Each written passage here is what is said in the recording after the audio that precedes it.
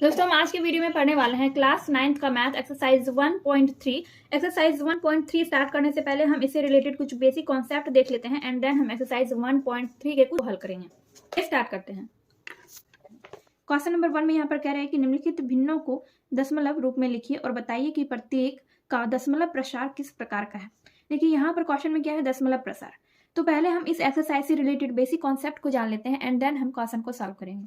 आपकी बुक में ही दिया गया है वास्तविक संख्याएं और उनके दशमलव प्रसार। वास्तविक संख्याओं के बारे में हमने पहले भी पढ़ा है। आपने पिछली वीडियो अगर नहीं देखा तो वह जाके देख लीजिए, एक्सरसाइज 1.1 एंड एक्सरसाइज 1.2। उसमें आपको मैंने वास्तविक संख्या के बारे में बताया है। आज की वीडियो में हम दशमलव प्रसार के बारे में जानेंगे कि ये कितने प्रकार का होता है। दशमलव प्रसार के प्रकार ये 3 प्रकार का होता है। दशमलव प्रसार 3 प्रकार का होता है। पहला है शांत, जिसको इंग्लिश में टर्मिनेटिंग कहते हैं। दूसरा है अनुसानी आवर्ती, इसको शांत आवर्ती भी आप बोल सकते हैं। ठीक है, अनुसानी आवर्ती को आप शांत आवर्ती भी बोल सकते हैं और इसको इंग्लिश में कहते हैं नॉन टर्मिनेटिंग रेकरिंग। फिर है अनवसानी अनावृत्ति, इसको इंग्लिश में बोलते हैं नॉन टर्मिनेटिंग नॉन रेकरिंग।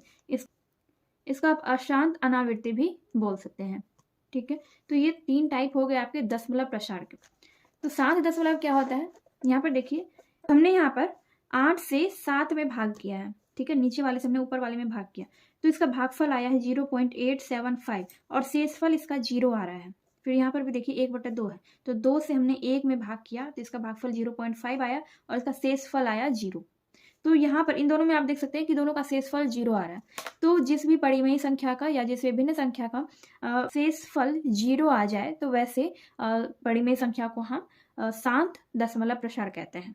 ठीक है, परिमेय संख्या का शेषफल 0 आ जाता है उसको हम शांत दशमलव कहते हैं। तो ये दशमलव प्रसार का पहला टाइप है। दूसरा है अनवसानी आवर्ती या फिर शांत आवर्ती। यहाँ पर है 1/3। देखिए यहाँ पर क्या हो रहा है, हमने 3 से 1 में भाग किया तो इसका भागफल आया 0.333 और इसको भी आप आगे तक भाग करते जाएंगे तो इसका ये जो डिजिट है 3 ये हमेशा रिपीट होते जाएगा। तो इसलिए इस पर हमने रेकरिंग लगा दिया। रेकरिंग लगाने का मतलब ये है कि यही अंक जो है बार बार रिपीट होगा। ठीक है, इसको जब आप आगे बढ़ाएंगे भाग देके तो ये बार बार यहाँ पर भागफल में 3 ही आएगा और शेषफल इसका 0 कभी नहीं होगा। तो इसलिए ऐसे दशमलव प्रसार को हम अनवसानी आवर्ती या फिर शांत आवर्ती कहते हैं। ठीक है, इसमें एक ही डिजिट बार बार रिपीट हो रहा है इसलिए हम इसको शांत आवर्ती भी कहते हैं और अनवसानी आवर्ती भी कहते हैं, लेकिन इसका शेषफल कभी भी 0 नहीं आता है। दूसरा है अनवसानी अनावृत्ति, इसको हम अशांत अनावृत्ति भी कहते हैं। देखिए ये √2 और पाई ये सब क्या है, ये सब अनवसानी अनावृत्ति का प्रकार है। ये सब अनवसानी अनावृत्ति का उदाहरण है। √2 भी एक अपरिमेय संख्या है, पाई भी अपरिमेय है। तो और अनवसानी आवर्ती जो होता है वो परिमेय संख्या का होता है। ठीक है, और अनवसानी अनावृत्ति ये हमेशा अपरिमेय संख्या का होता है। तो √2 भी अपरिमेय है, पाई भी अपरिमेय है, यानी इसको कोई भी संख्या दी गई होगी और उसमें आप भाग करेंगे तो उसका शेषफल कभी भी 0 नहीं आएगा और उसके भागफल में कोई भी अंक रिपीट नहीं होगा, कोई भी अंक दोहराया नहीं जाएगा। हर बार एक नया अंक आपको मिलेगा। यहाँ पर आप देख सकते हैं इस तरह का आपको भागफल अनवसानी अनावृत्ति में मिलता है जहाँ पर कोई भी अंक दोबारा रिपीट नहीं होता है। ठीक है, इसमें कोई भी सीक्वेंस वगैरह नहीं चलता है। जैसे कि अनवसानी आवर्ती जो होता है यानी कि शांत आवर्ती जो होता है, इसमें क्या होता है, इसमें एक ही डिजिट या फिर 3 डिजिट इस तरह से पैर दिया होगा। मतलब कोई भी चीज जैसे 3 अंक है या फिर 4 अंक है या फिर 2 अंक है तो बार बार वही चीज, वही 2 अंक, वही 3 अंक बार बार रिपीट होते रहता है। ठीक है, ऐसा शांत आवर्ती में होता है। शांत अनावृत्ति में ऐसा नहीं होता है। हर बार आपको एक नया अंक देखने को मिलेगा, कोई भी अंक या फिर संख्या बार बार रिपीट नहीं होता है। ठीक है, आपके बुक में यहाँ पर दिया गया है एक परिमेय संख्या का दशमलव प्रसार या तो शांत होता है या अनवसानी आवर्ती होता है। ठीक है, यानी कि परिमेय संख्या ही ऐसा होता है जिसका दशमलव प्रसार या तो शांत होता है या फिर अनवसानी आवर्ती होता है, वो कभी अनवसानी अनावृत्ति नहीं होता है। परिमेय संख्या का दशमलव प्रसार कभी भी अनवसानी अनावृत्ति नहीं होता है। साथ ही वह संख्या जिसका दशमलव प्रसार शांत या अनवसानी आवर्ती है एक परिमेय संख्या होती है। ठीक है, यानी कि शांत दशमलव प्रसार जो है और अनवसानी आवर्ती जो है वो क्या है, वो परिमेय संख्या का ही होता है। शांत दशमलव और शांत आवर्ती को हम अनवसानी आवर्ती भी कहते हैं।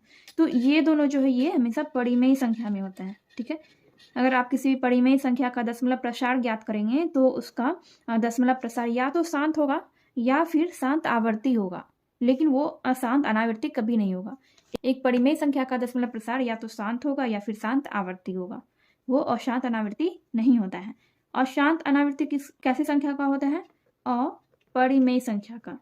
अपरिमेय संख्या का दशमलव प्रसार हमेशा अशांत अनावृत्ति होता है, ठीक है, जिसमें शेषफल कभी भी 0 नहीं आता है और भागफल में एक ही संख्या या फिर एक ही डिजिट बार बार रिपीट नहीं होता है, यानी कि इसमें हम रेकरिंग भी नहीं लगा सकते और इसका फल भी 0 नहीं होता है। तो ऐसा दशमलव प्रसार अशांत अनावृत्ति कहलाता है, और जिसमें परिमेय संख्या का शेषफल 0 आ जाए और या फिर भागफल में एक ही संख्या एक ही अंक बार बार रिपीट हो जिस पर हम रेकरिंग लगा सकते हैं, वैसे दशमलव प्रसार को हम शांत आवर्ती कहते हैं, ठीक है। यहाँ पर आपका एक्सरसाइज 1.3 का बेसिक क्लियर हो चुका है। एंड चलिए हम देखते हैं एक्सरसाइज 1.3। फर्स्ट नंबर का क्वेश्चन दिया गया है कि निम्नलिखित भिन्नों को दशमलव रूप में लिखिए और बताइए कि प्रत्येक का दशमलव प्रसार किस प्रकार का है। एंड आई होप आपको अब दशमलव प्रसार क्लियर हो चुका होगा, दशमलव प्रसार कितने प्रकार का होता है और ये क्या होता है। तो हमें इन सब भिन्नों का दशमलव प्रसार बताना है कि इसका दशमलव प्रसार किस प्रकार का है, शांत है या फिर शांत आवर्ती है। चलिए देखते हैं क्वेश्चन नंबर 1 से। तो पहला क्वेश्चन है 36/100। यहाँ पर हम क्या करते हैं, देखिए यहाँ पर आप चाहें तो 100 से 36 में भाग कर सकते हैं, या फिर एक चीज आप यहाँ पर ये भी कर सकते हैं। यहाँ पर देखिए 100 है, इसमें 2 जीरो लगा हुआ है, तो ऊपर वाला जो संख्या है इसमें हम क्या करेंगे, ऊपर वाला जो अंक रहता है उसमें हम 2 अंक के बाद दशमलव दे देंगे, ठीक है।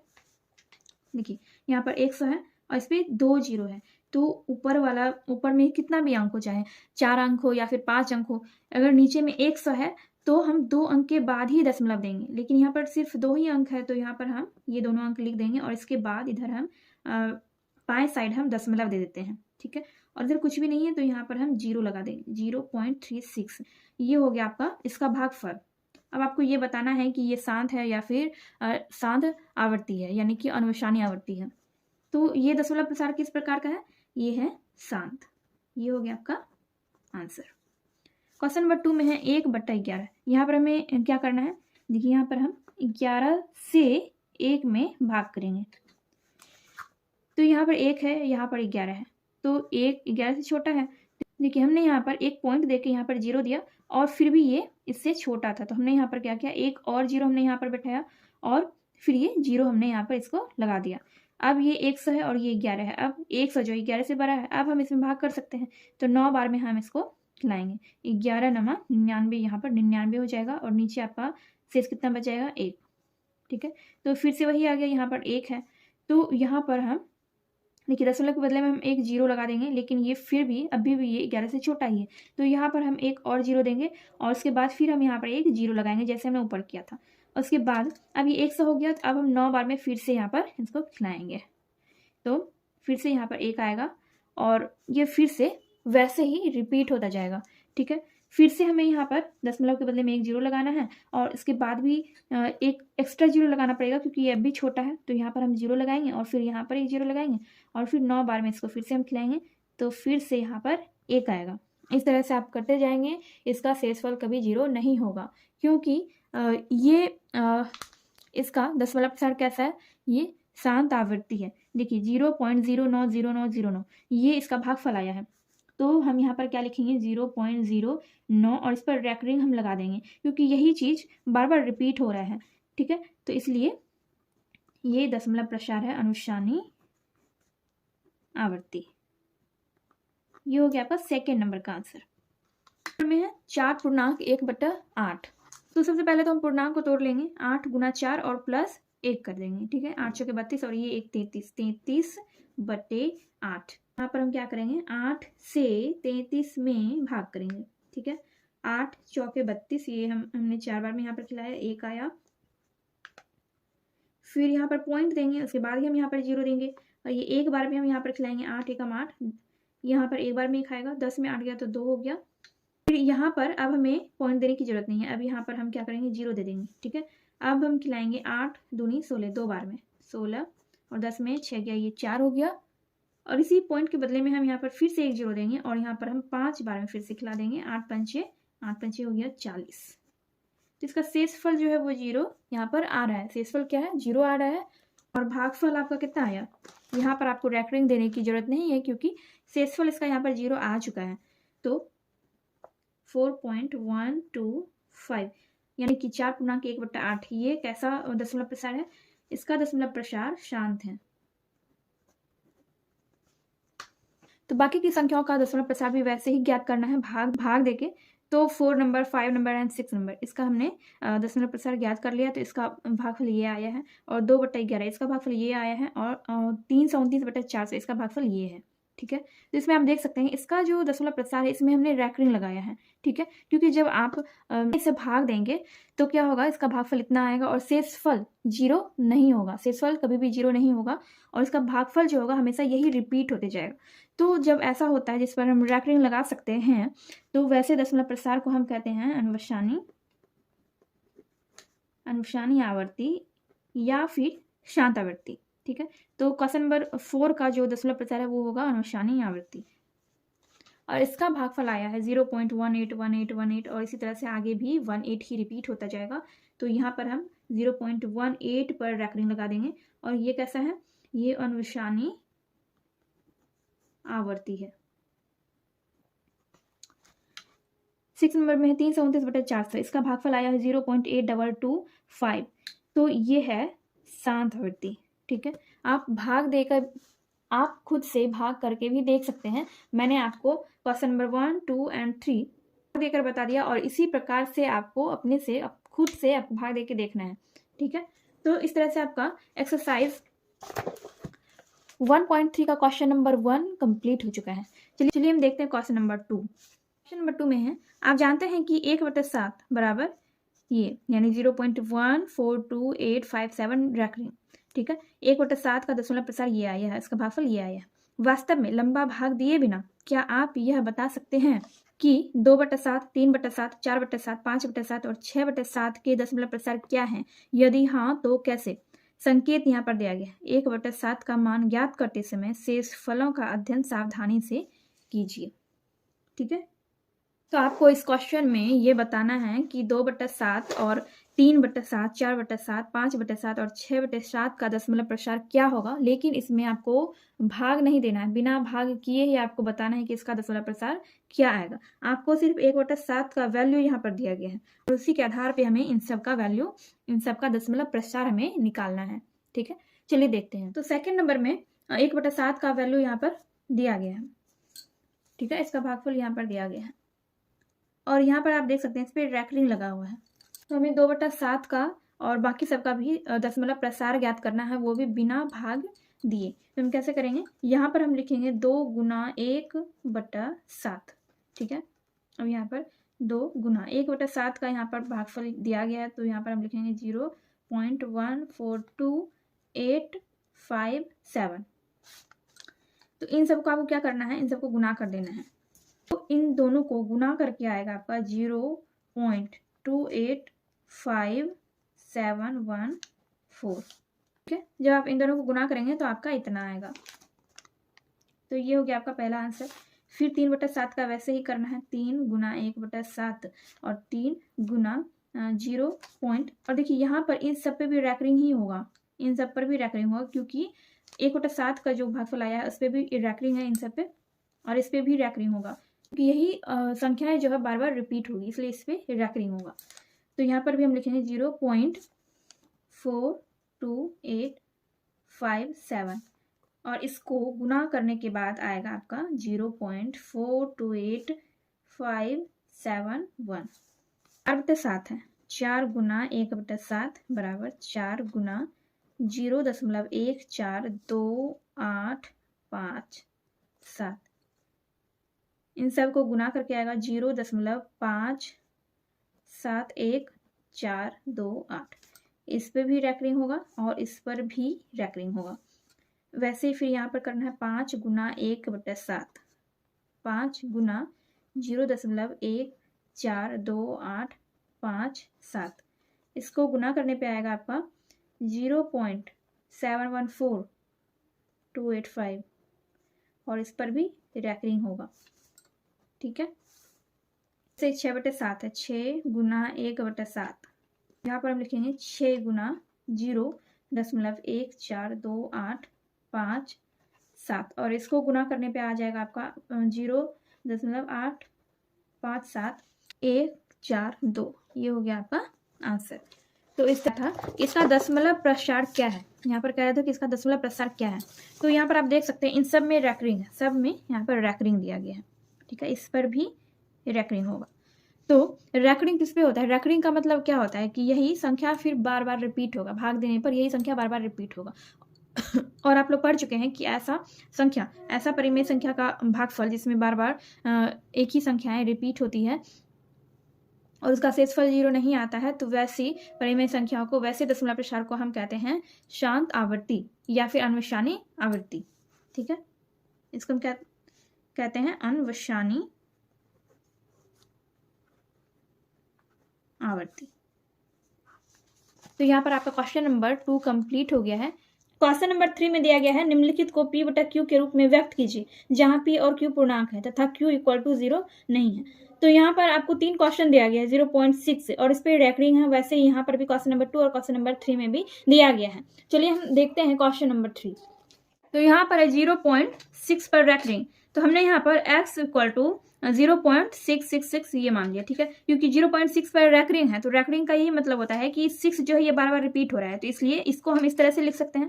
तो x बराबर हमने ये मान लिया, ठीक है, लेकिन हम इसे समीकरण नहीं बनाएंगे, अभी हम पहले 2 समीकरण बनाएंगे, ठीक है, जिसको हम इक्वेशन कहते हैं। देखिए ये जो x है और ये जो है, इन दोनों में हम 10 से गुना करेंगे, दोनों तरफ 10 से गुना करेंगे, इधर भी हम 10 से गुना करेंगे और इधर भी हम 10 से गुना करेंगे, ठीक है।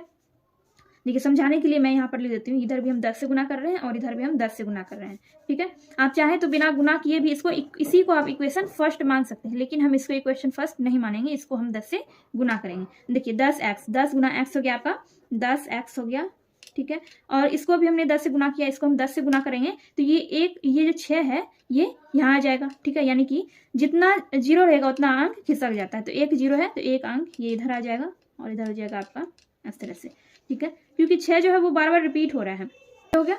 ये इसको हम इक्वेशन फर्स्ट मानेंगे, इसको इक्वेशन फर्स्ट हमने मान लिया। फिर इसी में हम दोनों तरफ 100 से गुना करेंगे। अब देखिए यहाँ पर लिखेंगे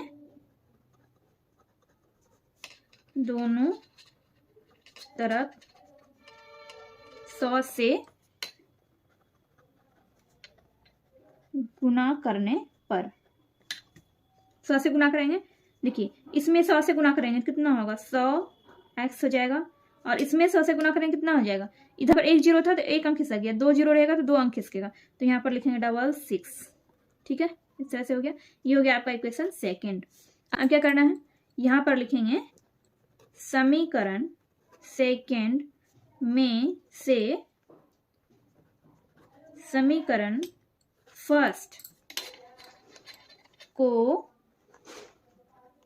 घटाने पर, समीकरण फर्स्ट क्या है, समीकरण सेकंड पहले लिखेंगे, समीकरण सेकंड है 100x इक्वल टू 66.666 और समीकरण सेकंड है 10x इक्वल टू 6.666।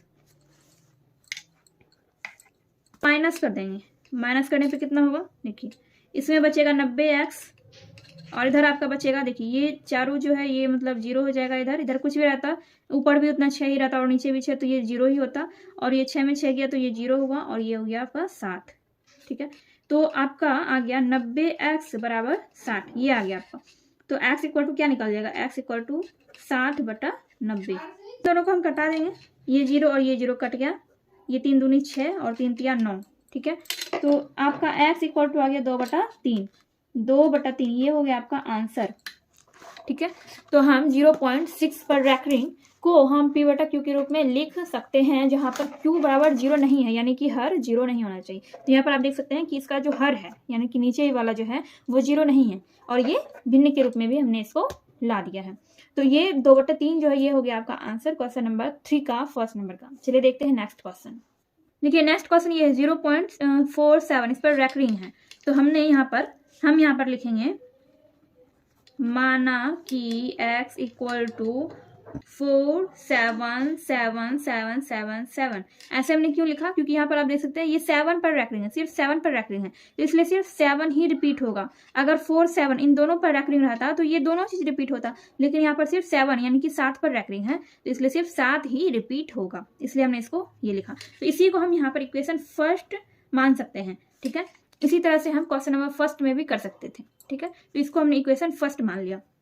अब हम यहाँ पर लिख सकते हैं समीकरण फर्स्ट में 10 से गुना करने पर, समीकरण फर्स्ट में हम 10 से गुना करेंगे, 10 में से गुना करेंगे तो यहाँ पर कितना होगा 10x, और इसमें भी हम 10 से गुना करेंगे, ये 0.47 है आपका, ठीक है। तो इसमें हम 10 से गुना करेंगे, कितना होगा आपका 4.7777। पर आप जितने भी बार 7 लिख सकते हैं, यहाँ पर 3 तो 5 बार है तो 5 बार लिख देते हैं। तो इस तरह से आपका ये हो गया, गुना करके आपका इतना हो गया।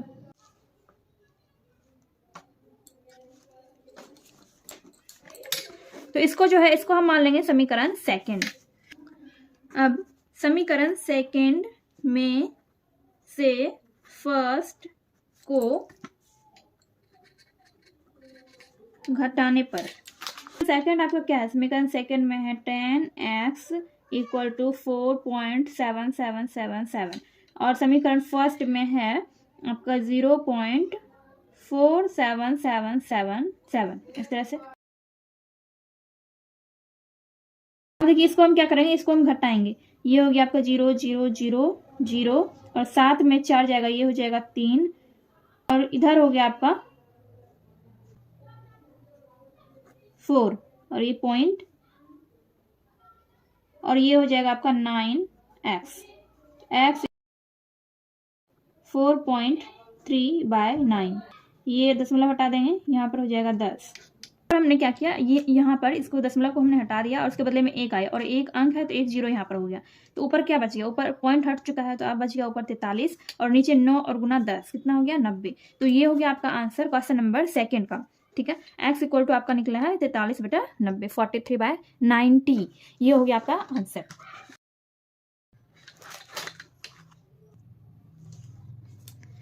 देखिए नेक्स्ट क्वेश्चन है 0.001 और इस पर रैकरिंग है, तो यहाँ पर हमने लिखा माना, तुमने यहाँ पर लिखा माना कि x इक्वल टू इतना। देखिए यहाँ पर 0.1, यहाँ पर 001 है, इन तीनों पर रैकरिंग है, इसलिए ये तीनों बार बार रिपीट होगा, ठीक है। ये तीनों अंक बार बार रिपीट होगा, 001 फिर 001 फिर 001।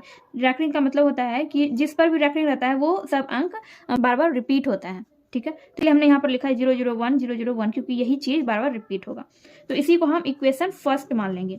अच्छा यहाँ पर ये क्या है 0.001 ठीक है। इस ये आपका इक्वेशन फर्स्ट यानी समीकरण फर्स्ट हो गया।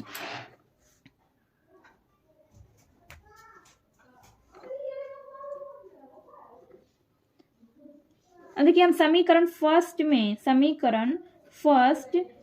हम 100 से गुना कर देंगे, समीकरण फर्स्ट में 100 से गुना करने पर,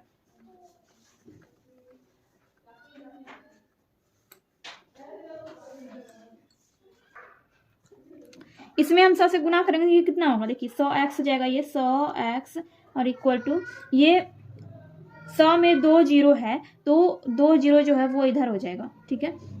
इधर से 2 0 यहाँ आ जाएगा, 0 0 इस तरह से हो जाएगा, 0 0 1 फिर 0 0 1 फिर 0 0 1, ऐसे हो जाएगा। इसको हम मान लेंगे इक्वेशन सेकंड। क्वेश्चन नंबर 3 में है 0.001 और इन तीनों पर रैकरिंग है, तो यहाँ पर हमने क्या किया है, देखिए x को हमने ये मान लिया है, यहाँ पर इन तीनों पर रैकरिंग है, तो इसका मतलब यही है कि ये तीनों बार बार रिपीट होगा, तो इसलिए हमने इसको इस तरह से लिख दिया है 001 001 001, ठीक है। तो इसी में हम क्या करते हैं, 1000 से हम गुना कर देते हैं। जब हम इसमें x में 1000 से गुना करेंगे तो 1000x हो जाएगा, और फिर इसमें अगर हम 1000 से गुना करेंगे तो देखिए 1000 में 3 0 है तो ये 3 अंक खिसक के यहाँ आ जाएगा, इधर आ जाएगा, ठीक है। और उसके बाद दशमलव हो जाएगा, यानी कि दशमलव यहाँ पर हो जाएगा, यानी 1 के बाद दशमलव होगा, तो इसलिए हमने यहाँ पर लिखा है 1.001 तो ये हो गया आपका इक्वेशन सेकंड और ये हो गया आपका इक्वेशन फर्स्ट। अब इक्वेशन सेकंड में हम इक्वेशन फर्स्ट को हम क्या करेंगे, माइनस कर, यह है समीकरण सेकंड। तो समीकरण सेकंड को पहले हम यहाँ पर लिख लेते हैं 1000x बराबर 1.001 1, फिर यहाँ पर 1.00, इसको हम फिर से लिखते हैं 1000x इक्वल टू 1.001, फिर है यहाँ पर 001, फिर 001, ठीक है। ये आपका इक्वेशन सेकेंड हो गया। और इक्वेशन फर्स्ट क्या है? इक्वेशन फर्स्ट है x इक्वल टू 0.001, 001 और 001, ठीक है। या फिर हम इस तरह से भी लिख सकते थे, सिर्फ यहाँ पर रेकरिंग देके हम इसको छोड़ सकते थे, इतना लिखने का हमें जरूरत नहीं था। अब इसमें हम क्या करेंगे, इक्वेशन सेकेंड में हम इक्वेशन फर्स्ट को माइनस कर देंगे। इधर हो जाएगा आपका, इधर सब आपका जीरो हो जाएगा, जितना है आपका सब आपका जीरो हो जाएगा, और यहाँ पर पॉइंट और ये एक नीचे हो जाएगा, ठीक है। और इधर हो जाएगा 1000 में से एक माइनस होगा तो आपका बचेगा 999x, यानी कि आपका क्या होगा यहाँ पर 999x बराबर 1। तो हम यहाँ पर क्या लिखेंगे, x इक्वल टू 1/999। तो यही हो गया आपका आंसर। ये आपका क्वेश्चन नंबर 3 का आंसर हो गया। इस तरह से आपका क्वेश्चन नंबर 3 यहाँ पर कंप्लीट हो गया। क्वेश्चन नंबर 4 में कह रहा है कि 0.99999 को p/q के रूप में व्यक्त कीजिए। क्या आप अपने उत्तर से आश्चर्यचकित हैं? अपने अध्यापक और कक्षा के सहयोगियों के साथ उत्तर की सार्थकता पर चर्चा कीजिए। देखते हैं क्वेश्चन नंबर 4 क्या है। 0.99999 यहाँ पर 5 बार 9 है। तो जैसे हमने क्वेश्चन नंबर 3 को सॉल्व किया था, ये भी वैसे ही सॉल्व होने वाला है। तो हम यहाँ पर क्या लिखेंगे, माना कि x इक्वल टू 0.9999, ठीक है। इसका मतलब क्या होता है, हम इसको इस तरह से भी लिख सकते हैं, क्योंकि 9 ही बार बार रिपीट हो रहा है, तो हम इसको इस तरह से लिख सकते हैं, यानी कि हम 9 पर रेकरिंग दे सकते हैं। हमने यहाँ पर इसको x मान लिया है, तो इसको हम इक्वेशन फर्स्ट यहाँ पर मान लेंगे। अब यहाँ पर सेकेंड इक्वेशन में क्या करेंगे, यहाँ पर 10x, यानी कि इसको हम इन दोनों को 10 से गुना कर देंगे। तो ये इसको जब हम गुना करेंगे 10 से तो 10x होगा, और फिर जब इसको हम गुना करेंगे तो ये कितना हो जाएगा, एक अंक ये इधर आ जाएगा, यानी कि 9.9999 इस तरह से हो जाएगा। तो ये हो गया आपका इक्वेशन सेकेंड। हम क्या करेंगे, इक्वेशन सेकेंड में फर्स्ट को घटाने पर, इक्वेशन सेकेंड में हम इक्वेशन फर्स्ट को माइनस कर देंगे। इक्वेशन सेकेंड क्या है, 10x, और इक्वेशन फर्स्ट में है x। फिर इस तरह से हम इसको लिख सकते हैं 10x इक्वल टू 0. तो यहाँ पे क्या होगा, 9.999, इस तरह से ये हो जाएगा। और इक्वेशन फर्स्ट में है x इक्वल टू 0.9999, ठीक है। इसको क्या करना है, माइनस करना है। x में से 1x माइनस होगा तो बचेगा यहाँ पर 9x, और यहाँ पर क्या बच जाएगा, यहाँ पर सिर्फ 9 बचेगा, और इधर सारा ये क्या हो जाएगा, 0 हो जाएगा, ठीक है। 9 पॉइंट और इधर ये 0 हो जाएगा, यानी कि यहाँ पर क्या हो गया, x इक्वल टू 9/9, 9/9 यानी कि 1 हो गया। ये दोनों कटेगा तो 1 हो जाएगा। इसका वैल्यू क्या निकल गया, x का वैल्यू निकल गया 1। और हमें यहाँ पर क्वेश्चन में क्या बोल रहा था कि ये जो क्वेश्चन है, ये जो दिया गया है, इसको हमें p/q के रूप में लिखना है, यानी कि हमें बट्टा के रूप में लिखना है, ठीक है। भिन्न के रूप में हमें लिखना था, लेकिन हमारा आंसर क्या है, हमारा आंसर भिन्न के रूप में नहीं आया है।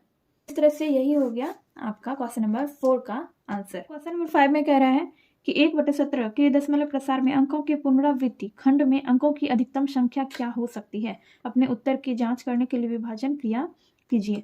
तो यहाँ पर क्या है कि 1/17 है, इसको आपको दशमलव प्रसार में व्यक्त करना है, और आपको बताना है कि इसका जो भागफल आएगा, इसका जो पुनरावृत्ति होगा भागफल में, कि भागफल में जो अंक रिपीट होंगे वो कहाँ तक रिपीट होगा, ये आपको बताना है। आपको इसके लिए क्या करना पड़ेगा, विभाजन क्रिया, यानी कि 1 में हमें 17 से भाग देना होगा, तभी हमें पता चलेगा कि उसका जो भागफल होगा वो कहाँ तक रिपीट होता है, कितने अंकों के बाद रिपीट होता है। क्वेश्चन है 1/17, यानी कि हमें 17 से 1 में भाग करना पड़ेगा। तो यहाँ पर हमें 17 से 1 में भाग देना है। तो यहाँ पर पहले क्या था, सिर्फ 1 था, तो 1 क्या है, 17 से छोटा है, इसलिए हमने यहाँ पर एक 0 दिया, 0 देके हमने यहाँ पर दशमलव दिया, और 1 इसके बदले में हमने दशमलव के बदले में 1 0 यहाँ पर लगाया। लेकिन ये फिर भी अभी भी ये 17 से छोटा है, तो इसलिए हमने यहाँ पर फिर से 1 0 दिया, और इसके बदले में हमने यहाँ पर 1 और 0 दिया। तो अब ये 100 हो गया और ये 17, तो अब ये 17 से बड़ा है। अब हम इसमें भाग लगा सकते हैं, तो ये 5 बार में भाग जाएगा इसमें, तो यहाँ पे हो जाएगा 85। इसको माइनस करेंगे तो 5 होगा, और यहाँ पे कितना हो गया, यहाँ पे हो गया 1, ठीक है। अब ये अभी भी छोटा है, तो ये दशमलव है, इसलिए हम यहाँ पर 1 0 लगाएंगे। यहाँ पर कितना हो गया, 150, तो अब 8 बार में हम यहाँ पर इसको खिलाएंगे फिर से। यहाँ पर हो जाएगा आपका 136। फिर 10 में से 6 गया, ये हो जाएगा 4, और यहाँ पर बच जाएगा 4 में 3 गया, 1 हो गया। फिर यहाँ से यहाँ पे फिर एक 0 होगा, 140 हो गया। फिर से ये 8 बार में यहाँ पर खाएगा 136। 10 में 6 गया 4, और ये इधर कट गया, और यहाँ पर 0 होगा। पर 2 बार में हम इसको खिला सकते हैं। 2 बार में 34, 10 में से 4 गया, यहाँ आ जाएगा 6, और इधर कट जाएगा, फिर ये 0 यानी 60 हो गया। 17 से कितने बार में खाएगा? 3 बार में, 51 यहाँ पे हो जाएगा। और 10 में से 1 गया 9, और फिर इसी तरह से हम आगे भाग का प्रक्रिया करते जाएंगे। 5 बार में खिलाएंगे।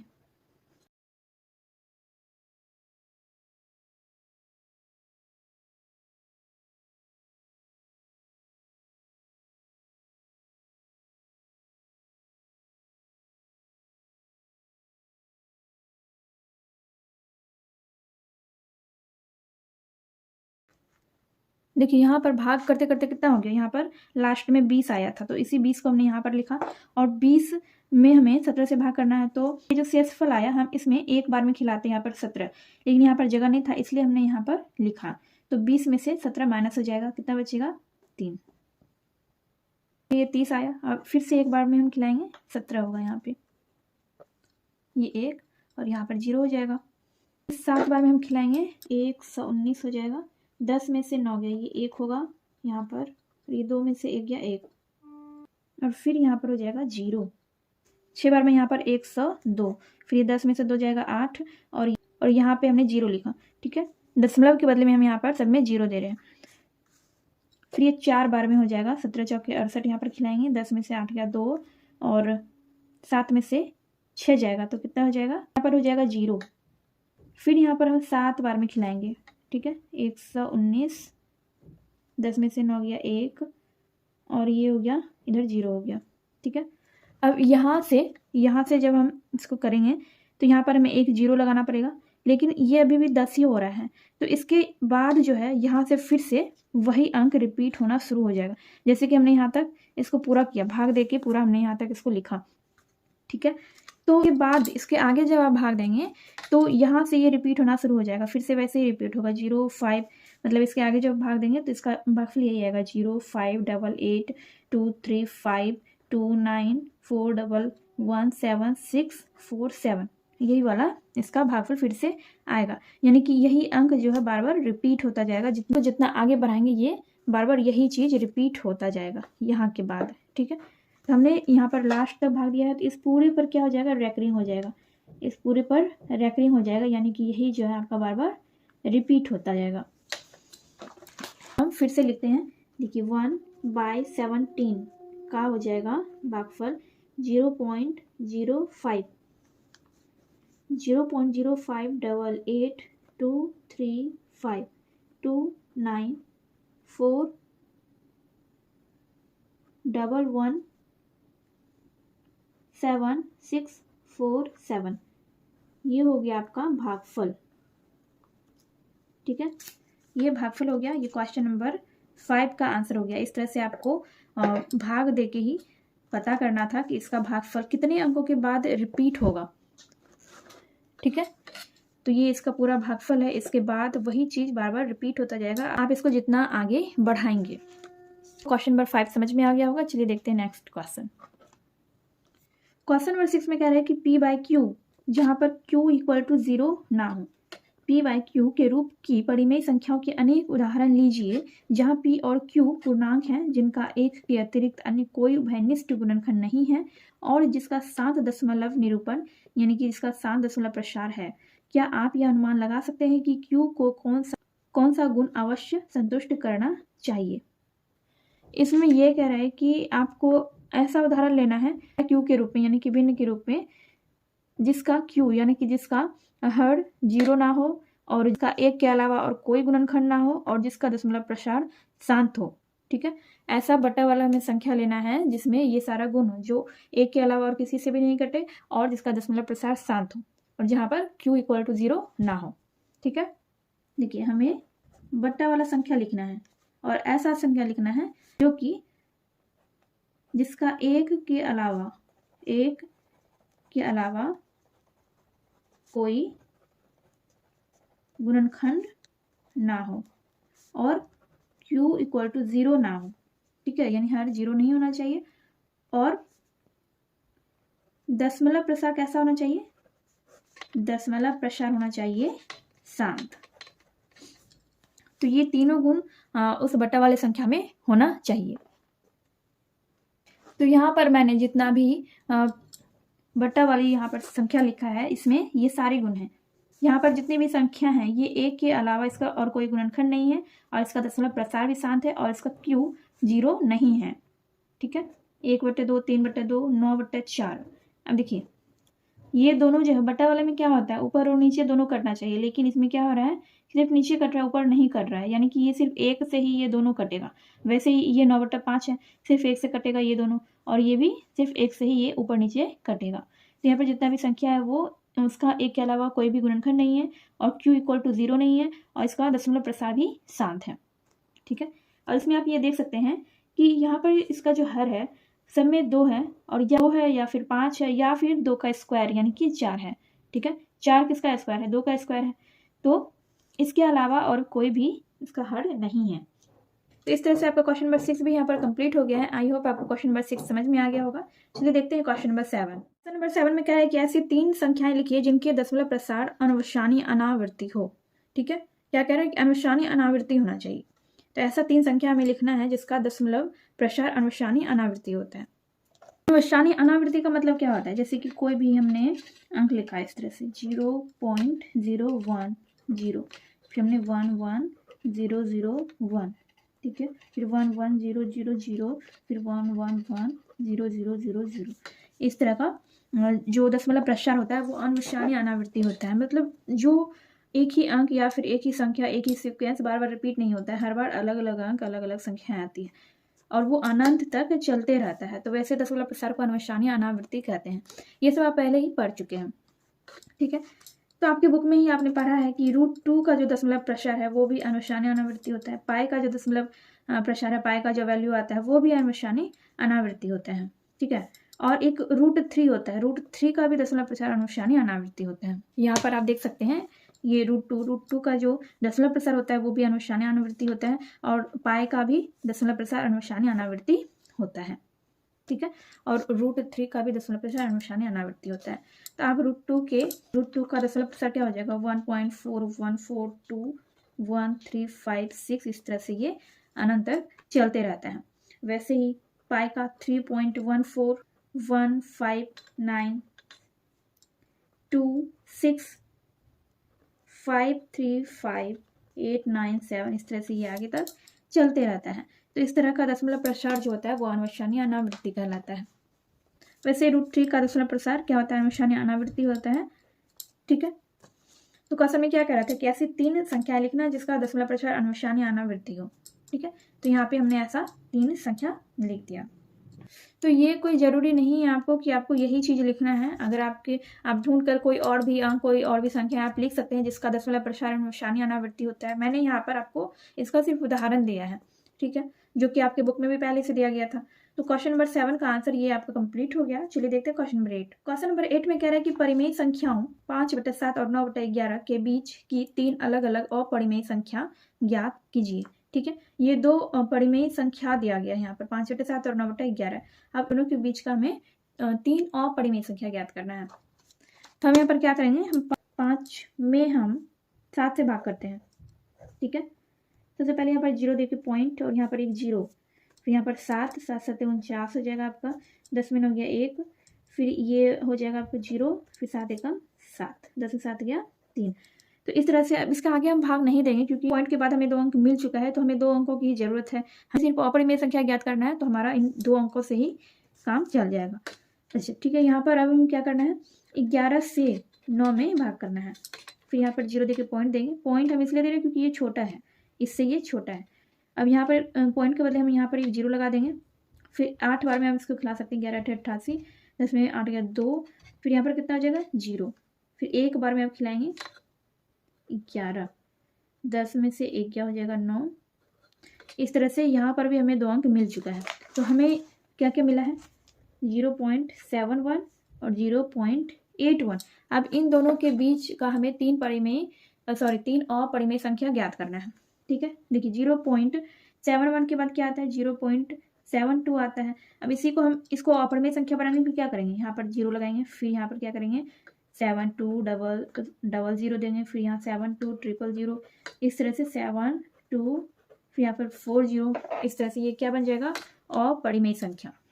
हमें इन दोनों के बीच सिर्फ तीन अपरिमेय संख्या ज्ञात करना है, तो हमने एक ये वाला ले लिया। अब इसके अलावा हम 0.76 ले सकते हैं, आप चाहें तो इसके बाद का ले सकते हैं 0.73, 0.74, 0.75। इस तरह से आप कोई भी तीन अपरिमेय संख्या ले सकते हैं। तो हमने यहाँ पर 0.76 लिया, इसके बाद हम इसको अपरिमेय संख्या बनाएंगे, तो इसके लिए हमें क्या करना होगा, इसी तरह से हम करेंगे 00, फिर 7600, फिर 7640, इस तरह से हम इसको कर देंगे। और क्या ले सकते हैं 0.79, 079, 0079, 0079, फिर यहाँ पर 40। तो इस तरह से हमने तीन अपरिमेय संख्या यहाँ पर ज्ञात कर लिया है। तो ये हो गया आपका क्वेश्चन नंबर 8 का आंसर। तो क्वेश्चन नंबर 8 आपका यहाँ पर कंप्लीट हो गया है। चलिए देखते हैं नेक्स्ट क्वेश्चन। क्वेश्चन नंबर 9 में कह रहा है कि बताइए कि निम्नलिखित संख्याओं में कौन कौन संख्याएं परिमेय और कौन कौन सी संख्याएं अपरिमेय हैं। यहाँ पर आपको 5 क्वेश्चन दिया गया है, इसमें आपको पहचानना है कौन सा परिमेय है, कौन सा अपरिमेय है। देखिए पहला क्वेश्चन क्या था, √23 है। ठीक है, यानी कि ये जो है ये 23 जो है ये रूट के अंदर है। अच्छा 23 किसी संख्या का पूर्ण वर्ग नहीं है। 23 जो है ये किसी भी संख्या का वर्ग नहीं है। तो ऐसा कोई भी संख्या होता है जो कि पूर्ण वर्ग नहीं होता है, वो अपरिमेय संख्या होता है। जैसे 23 किसी भी संख्या का वर्ग नहीं है, तो ये क्या हो जाएगा, ये हो जाएगा अपरिमेय। जैसे कि हम √2 को भी क्या बोलते हैं, √2 भी क्या है, अपरिमेय संख्या है, क्योंकि ये भी किसी संख्या का वर्ग नहीं है। लेकिन √4 परिमेय संख्या होता है। ऐसा संख्या जो किसी संख्या का पूर्ण वर्ग होता है उसको परिमेय संख्या कहते हैं, और ऐसा संख्या जो कि किसी भी संख्या का वर्ग नहीं होता है, किसी भी संख्या का वो पूर्ण वर्ग नहीं होता है, वो अपरिमेय कहलाता है। 23 जो है √23 ये अपरिमेय संख्या है। यहाँ पर 225 जो है ये किसका है वर्ग, ये 15 का वर्ग है। तो इसीलिए ये क्या है, ये परिमेय संख्या है, ये 15 का पूर्ण वर्ग है, तो इसलिए ये संख्या परिमेय है। 0.3796 ये ना तो रिपीट हो रहा है और ना ही ये अनुसानी अनावृत्ति है, तो ये कौन सा संख्या है, ये परिमेय है। ठीक है, ये परिमेय संख्या है क्योंकि ये किसी भी संख्या का ये दशमलव प्रसार है जो कि शांत है, इसलिए ये परिमेय संख्या है। फिर ये जो है ये यहाँ पर ये रिपीट हो रहा है, यहाँ पर आप देख सकते हैं 478, उसके बाद फिर है 478, तो ये भी परिमेय संख्या है। ये कैसा है, ये अपरिमेय संख्या है क्योंकि ये कौन सा है, ये अनुसानी अनावृत्ति है, इसलिए ये अपरिमेय संख्या है। ये ना तो कहीं पे रुक रहा है और ना इसका कोई भी अंक रिपीट हो रहा है। ठीक है, संख्या क्या है, ये अपरिमेय है, और √23 ये भी अपरिमेय है, और बाकी का तीनों संख्या क्या है, परिमेय है। क्लास 9 का एक्सरसाइज 1.3 यहाँ पर कंप्लीट हो गया है, एंड नेक्स्ट वीडियो में हम लोग नेक्स्ट चैप्टर पढ़ेंगे। ये वीडियो अगर आपको थोड़ी सी भी हेल्पफुल लगी हो तो प्लीज़ वीडियो को लाइक कीजिए, कमेंट कीजिए एंड अपने दोस्तों के साथ वीडियो को शेयर कीजिए।